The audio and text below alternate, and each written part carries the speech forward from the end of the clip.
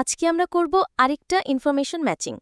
আবার দুইটা ছোট প্যারাগ্রাফ, একটাতে অ্যামাজন রেইন ফরেস্ট, আরেকটাতে গ্রেট ব্যারিয়ার রিফ।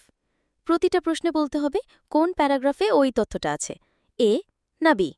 ঠিক আছে ম্যাডাম, কিন্তু প্রশ্নগুলো আবার ঘোরায় লেখা থাকবে তাই না? হ্যাঁ, একদম। That's why will go slow and smart. আগে চল একবার দুইটা প্যাসেজ পড়ে ফেলি। প্যারাগ্রাফ এ, অ্যামাজন রেইন ফরেস্ট, যাকে বলা হয় লাংস অব দ্য প্ল্যানেট, কারণ এটি কার্বন ডাইঅক্সাইড অ্যাবজর্ব করে এবং ক্লাইমেট রেগুলেট করে। কিন্তু এখন ডিফরেস্টেশনের কারণে লং টার্ম ড্যামেজ হচ্ছে। অনেক রেয়ার স্পিসিজ এখন হ্যাবিটেট হারাচ্ছে, আর সায়েন্টিস্টরা বলতেছে এটা গ্লোবাল ওয়ার্মিং বাড়িয়ে দেবে। Paragraph B, great barrier reef, এটা বিশ্বের সবচেয়ে বড় কোরাল সিস্টেম। হাজার হাজার মারিন স্পিসিজ এখানে থাকে। এটা ট্যুরিজম আর ফিশিং ইন্ডাস্ট্রিকে সাপোর্ট করে। কিন্তু রাইজিং সি টেম্পারেচার, পলিউশন আর অ্যাসিডিফিকেশনের কারণে কোরাল ব্লিচিং হচ্ছে, এবং সায়েন্টিস্টরা বলছে রিফের অনেক অংশ ভবিষ্যতে হারিয়ে যেতে পারে।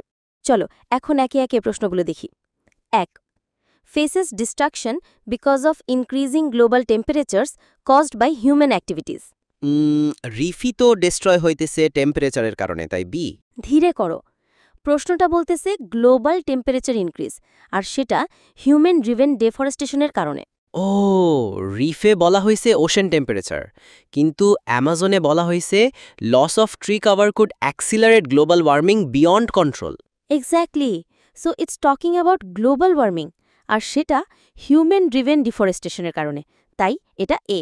উফ, আমি মনে করেছিলাম টেম্পারেচার মানেই রিফ, ভুল বুঝেছি। ২. Plays a major part in keeping the planet's climate stable. এইটা তো সহজ, lungs of the planet, Amazon. হ্যাঁ, এবং সেটা ডিরেক্টলি ক্লাইমেট রেগুলেট করে বলে প্যারাগ্রাফে বলা আছে। So this one is A. ৩. Supports economic sectors dependent on natural resources. Reef, কারণ ওখানে লেখা আছে ট্যুরিজম আর fishing industry. Exactly, reef supports those industries. So this one is B. ৪. Could suffer irreversible harm if the current situation continues.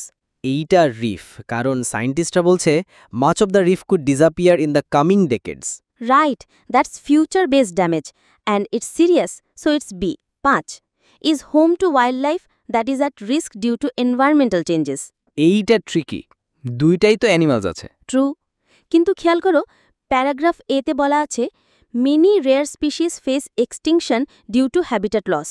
মানে environment চেঞ্জের কারণে species extinct হওয়ার risk আছে। রিফেও ম্যারিন স্পেসিস আছে, বাট এক্সটিংক্টের কথা নেই। Exactly. So, এটা হবে A. ৬. Has already experienced large-scale damage caused by heat and chemicals in the environment. এইটা আমি ঠিক মনে রাখছি। রিফে বলা হয়েছে coral bleaching on a massive scale, আর সেটা টেম্পারেচার, পলিউশন, অ্যাসিডিফিকেশনের কারণে। Right on. That's large-scale damage due to heat and chemicals. So, it's B. Wow! তুমি অনেক ভালো করেছো। শুরুতে একটু কনফিউজ ছিলে, বাট ঠিক বুঝে নিয়েছো। মনে রাখো, কোয়েশ্চেনগুলো সরাসরি ওয়ার্ড ম্যাচ না করে আইডিয়া ম্যাচ করতে হবে। কিছু প্রশ্ন দুইটা প্যারাগ্রাফের মতোই মনে হবে, কিন্তু ভালো করে দেখলে একটা জায়গাতেই সেটা ফিট করে। হ্যাঁ, প্রথম প্রশ্নটা আমি ভেবেছিলাম রিফ হবে, কিন্তু আসলে অ্যামাজন ছিল। ওটাই তো আইএলসের খেলা। কোয়েশ্চেন দেখে তুমি যেই জায়গায় দৌড়াও, ওরা সেইখানে ট্র্যাপ বসায়। তাই এখন থেকে আমি একটু স্লো যাব, আগে পুরো আইডিয়া ধরব, তারপরে অ্যান্সার করব। That's the way. প্র্যাকটিস করতে করতে তুমি একদম এক্সাম লেভেল হয়ে যাবে। থ্যাংক ইউ ম্যাডাম, আমি আরেকটা চাই, আবার হার্ডার ওয়ান। চলো, পরের বার আরও হার্ডার ভার্সন করব। এখন একটু সেলিব্রেট করা যায়।